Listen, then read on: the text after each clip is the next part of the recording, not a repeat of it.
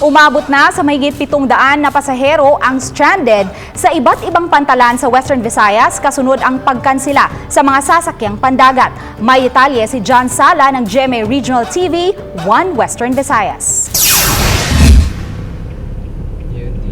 Mahigit 5 kilometro ang haba ng mga nakapilang bus at truck papasok ng Dumangas Roro Port sa probinsya ng Iloilo. Si Manong Randy inaasahan na posibleng aabutin pa ng 5 araw ang pagkakastranded dito sa port matapos kansilahin ng Philippine Coast Guard ang lahat ng biyahe ng mga sakayan pandagat sa Western Visayas. Okay kay natural mga iti para na sa amon mo sa amon mga gabiyahe para na sa amon nga safety first blow.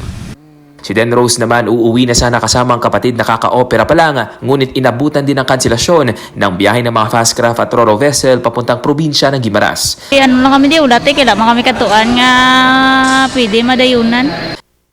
Sa datos ng RDR-RMC, umabot na sa 703 na individual at 210 na rolling cargoes ang stranded sa iba't ibang pantalan sa rehiyon. Dahil karamihan sa mga lugar na dadaanan ng Bagyong Odette sa Western Visayas ay coastal areas at flood and landslide-prone areas.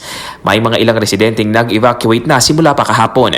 Sa Roas City, Capiz, may 31 na pamilya o 123 na individual ang pansamantalang nananatili sa Dingoy Rojas Civic Center. Nasa 91 naman na pamilya o 337 na individual mula sa Island Barangay ng Giwamon sa bayan ng Nueva Valencia, Guimaras ang inilikas dahil sa Bagyong Odette. Ang sitio Unisan sa nasabing barangay ay kinukonsiderang high risk. Ang mga evacuees ay kasalukuyang nananatili sa Cabalagnan National High School at Cabalagnan Elementary School.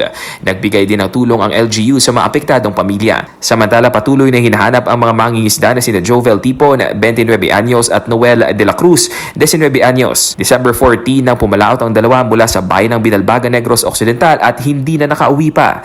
Ayon sa ilang mangingisda, huling nakita ang dalawa sa karagatan na sakop ng bayan ng Pontevedra, Negros Occidental at probinsya ng Guimaras. Ako si John Sala para sa GMA Regional TV.